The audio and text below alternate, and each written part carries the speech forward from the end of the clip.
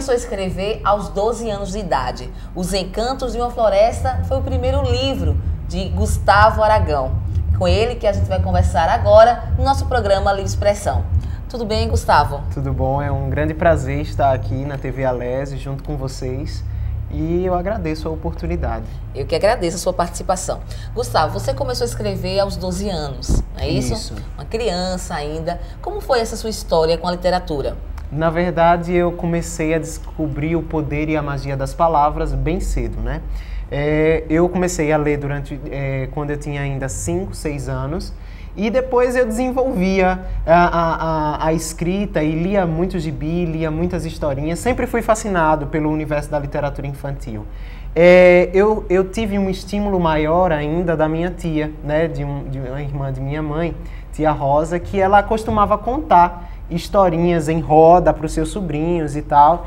E isso despertou em mim ainda mais a necessidade de ler e de aprender um pouco mais, de conhecer esse universo fantástico da literatura infantil. Então, toda vez que eu chegava numa biblioteca ou então numa livraria, eu ia logo para a seção de literatura infantil para poder me deliciar com os livros.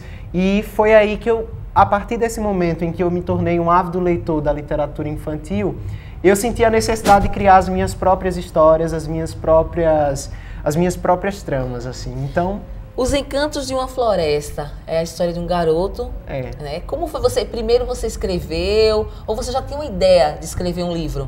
Na verdade, a ideia dos Encantos de uma Floresta surgiu naturalmente e espontaneamente. Eu fiz um primeiro rascunho, depois fiz outros e outros e outros. Eu sei que foram 6 rascunhos para chegar ao texto final dos Encantos de uma Floresta.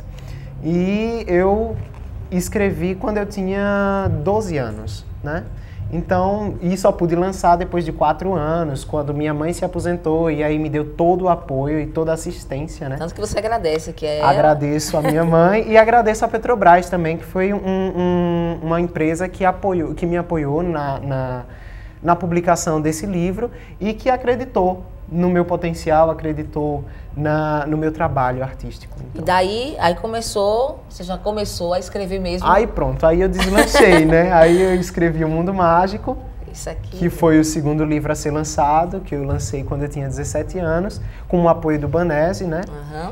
E Além do Arco-Íris. Mas antes mesmo do Além do Arco-Íris veio A Aventura dos Sonhos, que foi um livro virtual, foi o primeiro livro virtual infanto-juvenil do estado de Sergipe, que eu entrei com uma parceria com a Infonet, né? E a gente pôde lançar A Aventura dos Sonhos como um e-book. Foi lançado semanalmente, tipo folhetim, né? E com a participação do público interagindo na produção dele. E depois aí veio em 2004 o Além do Arco-Íris, né? Que é um sucesso de venda, graças a Deus. Gustavo, você é o único escritor sergipano voltado mesmo para pesquisa na área da literatura infantil ou há outros? Eu tenho pesquisado bastante nessa área. Eu creio que a professora Aglaia Dávila Fontes também já fez algum tipo de pesquisa na área. Ela já escreveu alguns livros de literatura infantil também, só que focado mais no folclore. Creio que no âmbito da universidade eu seja um dos que mais pesquisa no âmbito da literatura infantil em si. Você também é ator e poeta. Isso. Né? Eu sou ator desde os 12 anos, né? Eu comecei a fazer teatro e comecei a escrever concomitantemente, aos 12 anos. Já pensou em escrever peças de teatro? Já escreveu? Eu já escrevi 4 espetáculos, né? Na verdade, 4 não, 6. Porque 2 para o público adulto, que foram iniciativas de algumas empresas, a Petrobras, a Vale do Rio Doce, eu escrevi O Fantasma do H2S, Viva Bem, Preserve a Natureza, Você Também. Depois eu escrevi 4 espetáculos infantis, né? Um que foi a adaptação dos Encantos de uma Floresta, que eu adaptei para o teatro. O outro que foi uma adaptação do Pequeno Príncipe, de Saint-Exupéry. E mais 2, Cristalino e Azul Resumo, que também foram encenados por escolas da rede particular de ensino. Gustavo, você é membro do MEC, que é o movimento do MAC, que é o movimento Antônio Garcia Filho, né, movimento cultural da Academia Brasileira Sergipana de Letras, e também você faz parte da Arcádia Literatura Sergipana. Arcádia Literária Sergipana Estudantil, que você defende a cadeira de Lobato, né? Como é essa sua experiência assim, literária? Que como a gente estava conversando antes, quem está fora desse mundo literário não entende muito bem, né? É verdade. Quais são as funções de uma academia sergipana, de letras, academia brasileira. Queria que você contasse um pouquinho pra gente como é que funciona, como foi que você teve acesso, como foi esse caminho? Na verdade, primeiramente veio a Academia Sergipana de Letras, que eu passei a frequentar a convite de um colega meu, que é também seu colega de jornalismo, Lupécio. Ele me convidou para frequentar uma reunião da academia, e aí eu passei assiduamente a frequentar as reuniões da academia. Posteriormente recebi um convite do próprio movimento para ingressar no movimento, e aí eu levei minhas obras, eles analisaram as obras durante alguns meses e chegaram à conclusão de que eu poderia realmente fazer parte do movimento. Depois eu fiz um trabalho monográfico sobre Felt Bezerra, né? Fiz um estudo, uma pesquisa sobre a vida e sobre a obra que ele nos deixou, sobre a contribuição de Felt para o povo sergipano, né? E logo depois eu passei a conhecer Francisco de Emerson, que é o presidente da Arcádia Literária Estudantil, que fica lá no prédio do Colégio Ateneu Sergipense. E aí ele me convidou para participar também de uma reunião só para eu ver como seria, como era que acontecia as reuniões da Arcádia. A Arcádia é um movimento estudantil, né? Vamos dizer amador, mas com muita responsabilidade e com muita garra e força para tentar perpetuar um pouco da nossa cultura e fazer um pouco por ela também. Tem feito bastante, né? Tem proporcionado à sociedade sergipana um concurso de poesias que acontece durante 9 anos consecutivos, do qual eu já participei de alguns deles. Antes de entrar na Arcádia, eu participei do público geral, e agora eu já estou participando do concurso interno dos Arcades, como poeta também. E assim, é magnífico o trabalho da Arcádia em revelar esses novos talentos, essas pessoas, esses jovens que às vezes se afastam um pouco do mundo da marginalidade e das coisas ruins, da violência, e vão para lá para estudar a cultura, para saber um pouco mais sobre a arte sergipana, a arte do Brasil, a arte universal de uma forma geral. Então, eu tô na Arcádia junto com eles para poder apoiá-los nessa iniciativa, porque, como dizem, há de cultura, né? Ou seja, pela cultura é que nós estamos lá.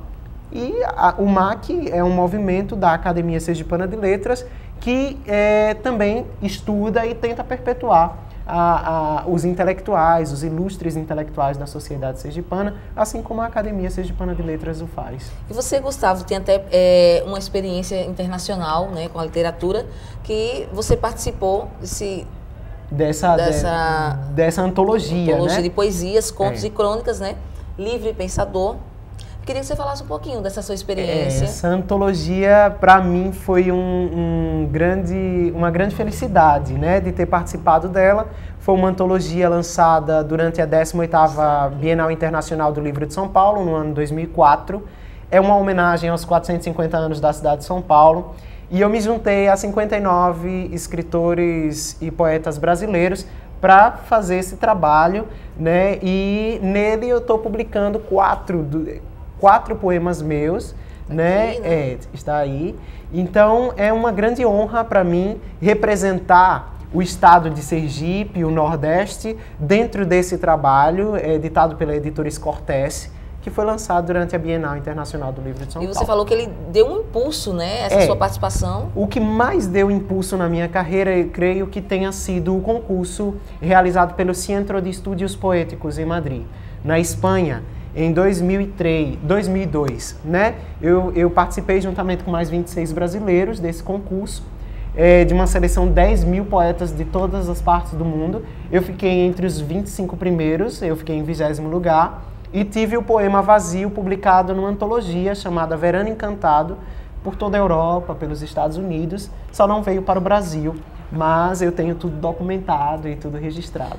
Gustavo, você é poeta, escritor, ator.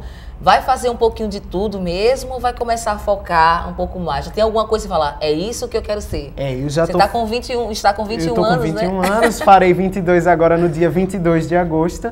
E assim, eu já estou começando a focar mais as minhas pesquisas, os meus estudos justamente para o âmbito da literatura infantil e para a poesia, né?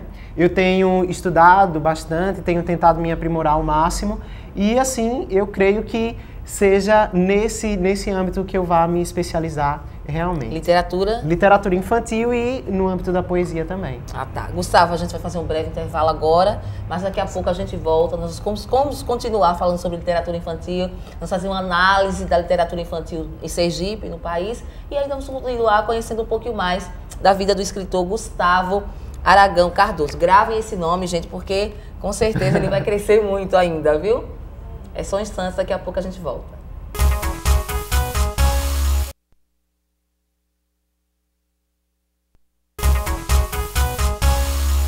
Estamos de volta com o Livre Expressão e nós estamos conversando com Gustavo Aragão Cardoso. Ele que é escritor de literatura infantil, ator e poeta. Gustavo, antes do intervalo nós estávamos falando assim, qual vai ser o seu foco? Você disse que vai se especializar mais na literatura infantil e também na poesia. Na poesia. É isso? Inclusive você está lançando agora um novo livro, Efemeridade das Rosas do Tempo. Queria que você falasse um pouquinho. Nós não temos aqui para mostrar porque ainda está em fase de composição, mas já está pronto, já está confirmado o lançamento. Vai ser uma iniciativa pessoal, né? Eu não consegui apoio para lançá-lo, mas eu vou publicar com a cara e a coragem, né? E do que trata a Efemeridade das Rosas do Tempo? A Efemeridade das Rosas do Tempo traz a rosa como símbolo da humanidade, né? E traz todos os conflitos e todas as consequências de tanto avanço tecnológico, de todas essas inovações tecnológicas e de todo esse processo de comunicação acelerado que o mundo vive e o que isso traz como consequência negativa ou positiva até para o homem contemporâneo. Mas não é um livro nem de literatura infantil, nem de poesia. É de poesia. É de poesia? É de poesia. Ah, tá. Então todo em poesia. Ah, tá. Você conta essa história. Na verdade não é uma história, é um livro composto por 33 poemas, né? Enfocando essa temática, né, do homem contemporâneo e dessas inovações tecnológicas, o que essas inovações, o que essa celeridade do mundo atual traz como consequência negativa ou positiva para o homem contemporâneo. Então é justamente sobre isso que vem abordando a Efemeridade das Rosas do Tempo. E você já tem data para lançamento? Não, ainda não tenho confirmada a data para o lançamento, mas vai ser esse ano. Finalzinho de agosto, início de setembro, ele deve estar saindo, com certeza. Certo. Então a gente já falou que o Gustavo ele é poeta e a gente fica querendo ouvir, né, algumas poesias. E você trouxe algumas pra gente aqui? Trouxe. Eu vou recitar Farol da Atalaia, que é um poema bem curtinho e de minha autoria, que diz o seguinte: afogo-me nas bravas ondas da fria noite que carcome a praia de Atalaia, e a lânguida luz do farol alcança meus braços dormentes, luz longínqua que rompe a noite cega, que acende os meus olhos fatigados, na esperança que eu encontre as areias sedentas de mim. Esse é um poema que tenta homenagear a praia de Atalaia, e um dos mais recentes, que é Lágrima de Luz, que é um poema que eu particularmente gosto bastante, né? E diz o seguinte: eis que surge uma gota de luz que resvala sobre o poema agora, e cobre com véus de auroras o espaço impregnado de trevas, e canta o nascimento ensimesmado de novas horas, que devoram os tempos cruentos de outrora, eras que ainda se sustentam na corda bamba do presente que aos seres enamorados deram. Gota que macula as intempéries, que desbota as cores de todo mundo, recobrindo com tons mais alegres os tons gélidos de um iminente futuro. Feito flores a colorirem os jardins, que passeiam pelos sonhos, sonhos tão sonhados pelo mundo dos dois seres, sonhos que ao terem sido vislumbrados em prantos saudosos, partiram, assim que emanou a sombra, ao som dos corvos agourentos, para recostarem-se no útero escuro do abismo. Eis que a aragem em gota de luz, no ermo de um papel conflitivo de humanos pensamentos e sentimentos, para soprar o azul incauto e de um sopro reerguer os pórticos das vidas envolvidas nesta batalha contra os seres insensíveis, quase épica, que navega em lua oscilante pelas águas turbulentas da vida de ambos.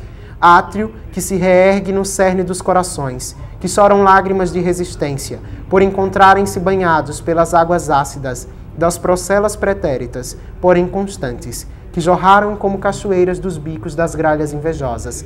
Lágrima de luz, que grita a harmonia entre os seres opostos, afasta toda a sombra que os cerca, traz para ambos pérolas no beijar, as flores no toque imaculado, as asas no pensamento, o alvorecer nos lábios intactos, e uma rosa equilibrada nos corações das vidas que se enlaçam e se recostam no esteio da fé.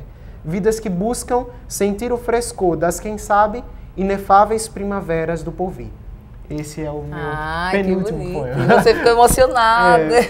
Isso eu estava conversando ontem com o Edson Xavier, que também está lançando um livro agora, que é Musa, Rede Viva. Ele falou que o poeta, as pessoas têm uma ideia de que o poeta ele é triste, né? Não. Ou que ele é tímido. Não tem muito uma ligação, né? Talvez ele se enclausure em si mesmo para tentar compor alguma coisa, para tentar refletir um pouco sobre a vida dele, sobre o mundo em que ele está inserido. Mas esse momento de clausura talvez seja um momento triste. Mas ele não é um ser intimamente triste ou angustiado 100%, né? Você acredita que o poeta é um ser especial? Assim, você tem que ter um dom para a poesia? Ou é uma coisa também que junta técnica? Não, a poesia, como dizem os grandes poetas, é mais de 70% de transpiração e 20%, 30% de inspiração, né? Mas eu creio que precisa-se de uma técnica, mas eu também acredito que os poetas são seres especiais, realmente, porque têm uma sensibilidade aguçada. Eles têm uma sensibilidade que não é um olhar diferente sobre as coisas, sobre o mundo, sobre o homem, sobre os conflitos existenciais do ser humano. Então... Porque, Gustavo, as pessoas, de uma forma geral, acham que assim, você senta e ali já começa a escrever. Não é tão fácil quando assim. ele fala 70%, 80% de transpiração, é que o texto ele é totalmente modificado, trabalhado. Às vezes, agora mesmo, com esse livro, A Efemeridade das Rosas do Tempo, eu já mandei prefaciar, mas eu já penso em fazer algumas alterações nos textos, porque... Toda vez que lê... Toda vez que a gente lê um texto, nunca o texto está pronto. Bom, então está precisando de alguma retificação e sempre está precisando de alguns ajustes. Né? Porque é um trabalho árduo, um trabalho do poeta, do escritor, de uma forma geral, é árduo.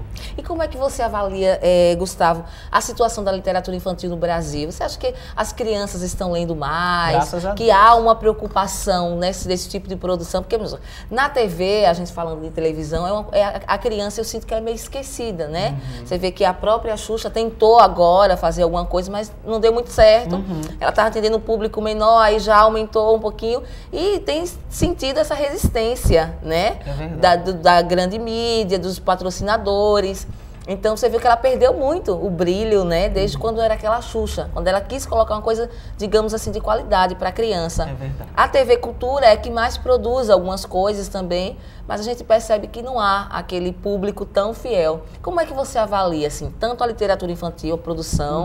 Universo. Você acha que a criança está bem servida? Você acha que não está assim, tão bom? Eu creio que não esteja tão bom o universo infantil atual, porque se propaga muitos desenhos de violência e tal, que são provenientes do Japão, de lutas, de artes marciais, e acaba gerando um certo lado negativo na formação do caráter da criança. E eu creio que isso esteja atrapalhando um pouco o processo de desenvolução desse ser, né, dessa criança, desse ser especial, que é dotado de necessidades especiais, de potencialidades especiais.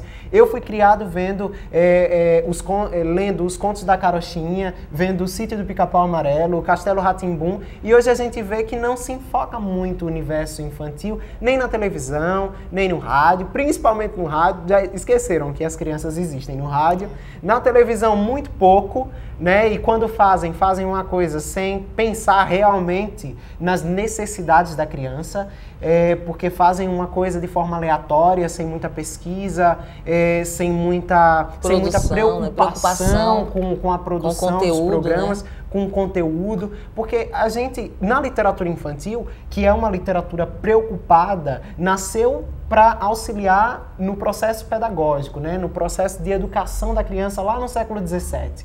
E ainda encontra-se preocupada com a formação do caráter, mesmo que indiretamente, mas ela procura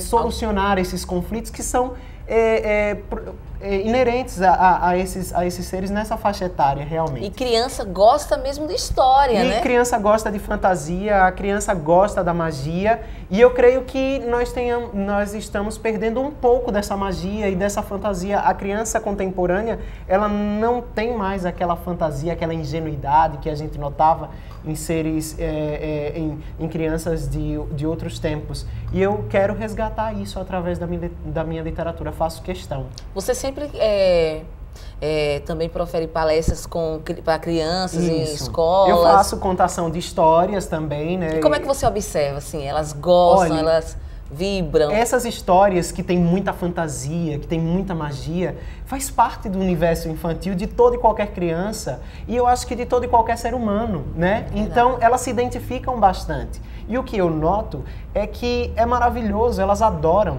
os olhos brilham, entendeu? Então, para mim, fazer a contação de história é um processo de troca.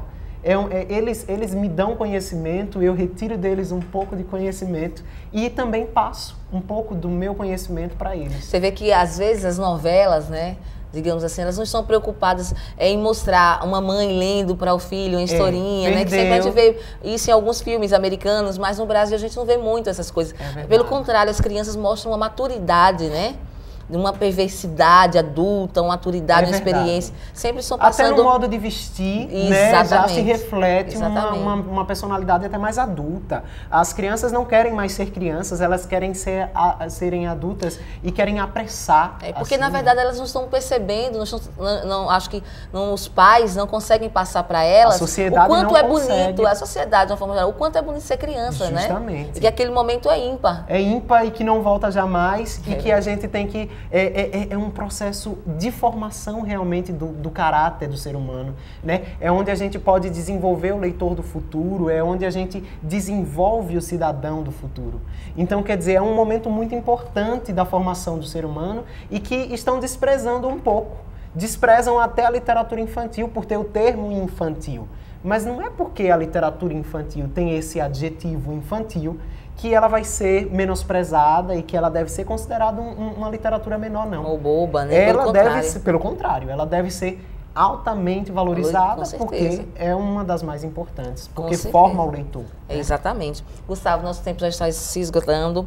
Aí eu queria que você falasse um pouquinho do seu site, né, que você tem na Infonet, que você vai estar aparecendo aqui na tela, que é o www.infonet.com.br/Gustavo Aragão. Isso. Quem acessar, o que é que vai encontrar lá no seu site? Olha, o site agora ele está voltando, todo reformulado, com novos textos, novos artigos, com novos poemas, né? Então a minha mini biografia ela está reformulada, eu reatualizei, né? Então tem muita coisa interessante, muita coisa legal. Lá eu tava até comentando com você aqui que a gente está lançando um artigo de Cláudia Maia, da professora Cláudia Maia, sobre a globalização. Tem um artigo meu juntamente com ela, sobre a história do livro. Tem outros artigos meus, tem um ensaio sobre Núbia Marques, um ensaio sobre Felt, um ensaio sobre o livro de Ana Maria Machado, Quem Me Dera, que é justamente essa análise da criança contemporânea, né? Por que esqueceram o hábito de contar histórias para as crianças? Por que será que as crianças estão cada vez mais sentindo a necessidade de crescerem mais rápido, não dando menos importância a esse universo que é próprio delas? Então tem muita coisa lá. Então não esqueça, www.infonet.com.br/Gustavo Aragão. E os seus livros podem ser adquiridos em qualquer livraria? Como é que está sendo? Em algumas livrarias da cidade, eles estão sendo vendidos. Mostrar aqui mais uma vez. No Shopping do Estudante, na Casa do Estudante, na Juritec, Lápis e Papel, Eldorado. e também através do meu telefone. Quem quiser me contratar para qualquer palestra, para contação de histórias, eu ministro palestras sobre a obra, a questão do negro na obra lobatiana, a questão da iconicidade entre texto e imagem na literatura infantil, também a oficina de escrita inventiva, faço contações. Então, quem quiser entrar em contato é pelo telefone 3247-2046, 3247-2046 ou pelo celular 9976-9527. Aí, o contato Gustavo Aragão, eu queria muito agradecer a sua participação aqui e torcer pela sua carreira, que você tenha muito sucesso, com certeza você vai muito longe. Eu você quem agradeço pela oportunidade. Gente boa, muito inteligente, muito estudioso, eu acho que quem busca, né, quem acredita sempre alcança. Sempre alcança. Obrigado pela oportunidade. Acho que é isso. O nosso programa vai ficando por aqui e até o próximo.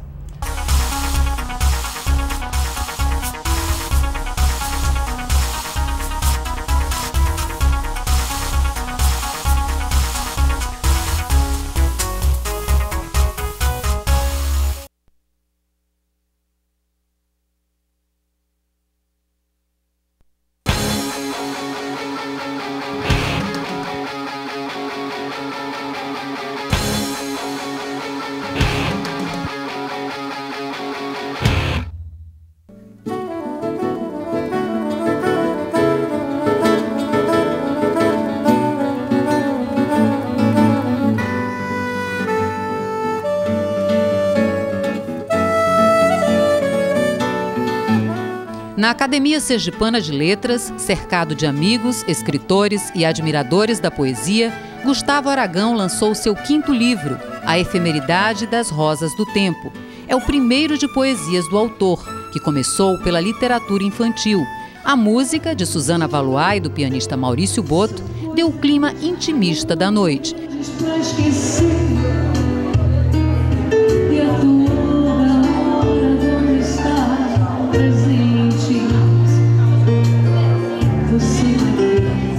Para o escritor Estácio Bahia Guimarães, que prefaciou a obra, o livro traz poesias da melhor qualidade e representa o grito e o desabafo de toda uma geração. Olha, eu pessoalmente gosto muito do trabalho de Gustavo, né? É um rapaz muito preocupado com temas atuais. E esta obra dele reflete muita angústia do jovem, né? Diante de um mundo que corre apressado, né? Então ele presenciou muitas mudanças céleres. Mudanças na área tecnológica, mudanças na área científica, mudanças no comportamento humano, mudança no relacionamento econômico e social, né? Então isso afeta muito o ser humano. E o artista tem exatamente essa missão de captar a realidade e mostrá-la como seus olhos veem, né? Quer dizer, uma realidade que ele coloca é uma visão de como ele vê a realidade. Então esse livro dele, A Efemeridade da Rosa do Tempo, é um grito de uma geração, né, contra todas essas coisas que afetam a essência do ser humano, né? A Efemeridade das Rosas do Tempo traz 35 poemas. Poesia é um gênero muito difícil. Eu acho que o gênero mais difícil da literatura. E é um presente, não é? E o Gustavo embrenha-se agora, é convidado a esse banquete, não é, para poucos, e que exige muita dor, porque toda a grande obra de arte, ela é fruto de muita dor, de muita viagem ao inconsciente. Esse inconsciente que nós não sabemos ao certo o que tem. E essa descoberta se dá através dessas rosas, das efemérides do tempo de Gustavo, que vem no momento importante, no momento em que o mundo está se acabando. Então é importante que a poesia resista e que nós, homens perenes, finitos, possamos usufruir dessa beleza que é a poesia de Gustavo. Para a escritora Lígia Pina, A Efemeridade das Rosas do Tempo é um ressurgimento que Gustavo Aragão faz do gênero literário que andava meio esquecido, principalmente pelos jovens autores. Eu acho uma coisa maravilhosa o renascer da poesia, porque há uns anos atrás parecia que a poesia estava enterrada, estava morta, que os jovens não se interessavam pela poesia. e de repente foi um ressurgimento, um grupo novo, né, que surgiu e que passou a se interessar, esse jovem da Arcádia, entendeu? Que tem feito coisas maravilhosas, inclusive ele que já ganhou prêmio aqui, já ganhou prêmio no exterior. O Gustavo é assim, um futuro brilhante. Eu vejo um futuro brilhante como escritor e como poeta, né? Porque a juventude está assim,